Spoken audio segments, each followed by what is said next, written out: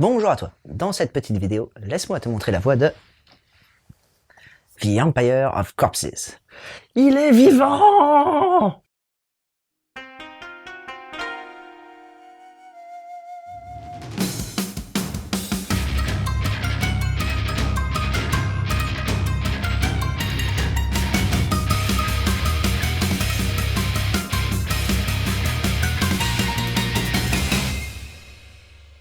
Prépare-toi à remonter le temps et à atterrir au 19e siècle. Sauf que, contrairement à chez nous, une technologie révolutionnaire a vu le jour et qui permet de redonner vie à des cadavres humains. Comment ils ont réussi ce coup de génie? Tout simplement en intégrant des âmes factices par le biais d'un nécrogiciel. Ainsi, il permet d'exploiter ces morts vivants, renommés en nécromates. Ça permet à tout le monde d'avoir de la main-d'œuvre gratuite et pas chère. Tu devais t'en douter.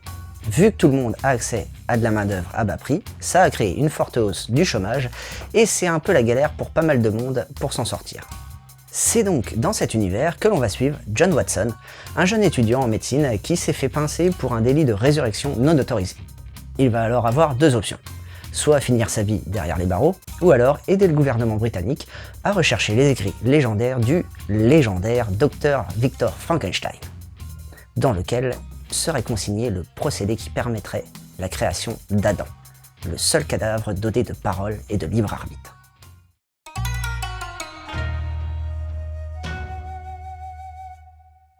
Au niveau du dessin, on retrouve le mangaka Ino Tomoyuki, auteur du manga Odin Sphere, qui malheureusement pour nous n'est pas encore publié en France. Et c'est donc avec un style graphique bien à lui que l'on le retrouve sur ce titre. Pourquoi je dis bien à lui? C'est parce que par moments, le trait change complètement. Pour tout ce qui est des scènes de vie courante, entre guillemets, le dessin est assez lisse avec très peu de détails sur les visages. Il pourrait, limite, s'apparenter à n'importe quel dessin de manga tout public, on va dire. Mais dès qu'une action va un peu chambouler le déroulement tranquille du scénario, le trait se voudra tout de suite détaillé avec pas mal d'effets d'ombrage. On notera aussi que durant ces moments, le dessinateur a fait le choix d'utiliser plus les nuances de gris, ce qui permet de rendre l'univers un peu plus sombre. Pour ce qui est des arrière-plans, ceux-ci sont assez détaillés et plutôt bien fournis. Ceci nous permet d'ailleurs de mieux nous repérer d'un point de vue géographique car les personnages vont voyager un petit peu. D'un point de vue du Nemu, on reste sur quelque chose de très classique, avec principalement des coupes horizontales et verticales, ce qui permet d'avoir une narration assez linéaire. Les rares excentricités, si on peut dire, vont être réalisées sur les scènes d'action, mais là, pareil, on reste tout de même dans quelque chose de sobre avec de légères superpositions et un peu de coupe de biais. Au niveau de la jaquette, le dessinateur est parti sur un petit effet aquarelle avec des teintes très claires, ce qui donne une impression d'apaisement malgré le fait que le personnage principal soit en train de taillader quelqu'un.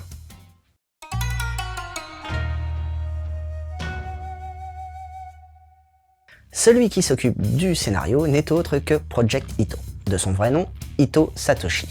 Si ce nom te dit trop rien, au Japon, c'est pourtant une référence dans la science-fiction, avec ses romans Genocidal Organ, Harmony ou encore The Empire of Corpses. Pour te dire, il a quand même reçu le prix Nihon SF Taisho ainsi que le prix Seiyun, et en plus de ça, il a eu une nomination spéciale au prix Philippe Cadic. Tu vois, c'est une pointure. Enfin, c'était. Malheureusement, il a disparu il y a quelques années. Bon, revenons-en à nos moutons. Comme je viens subtilement de te le dire, ce manga est l'adaptation du roman du même nom. Mais vu que j'ai pas lu le roman, je vais pas pouvoir te dire si l'adaptation a été bien réalisée. Je vais donc plus te parler de mon ressenti sur cette série. Avec ce manga, on part de base sur le principe du « et si la fameuse histoire du Frankenstein s'était vraiment passée ?» Qu'est-ce que cela aurait engendré du point de vue scientifique? Et je trouve le point de vue de l'auteur très pertinent. Pour lui, cette découverte aurait permis de créer des sortes d'esclaves qui ne ressentent rien et qui font ce qu'on leur a ordonné sans jamais broncher. On peut ainsi voir les pires travers de l'humanité ressortir avec la violence envers ces nécromates ainsi que leur utilisation abusive, car tout de même, ils ressentent rien donc on s'en fout. En parallèle de ça, on a tout de même notre protagoniste qui a ressuscité illégalement son meilleur ami et qui n'hésite pas à le protéger quitte à s'interposer avec l'ennemi. De plus, John Watson est à la recherche du procédé qui lui permettrait de rendre son âme au nécromate. On se doute qu'il effectue cette recherche pour son ami, mais ce n'est pas explicitement dit dans le manga. De plus, aucun indice nous est révélé sur la mort de celui-ci.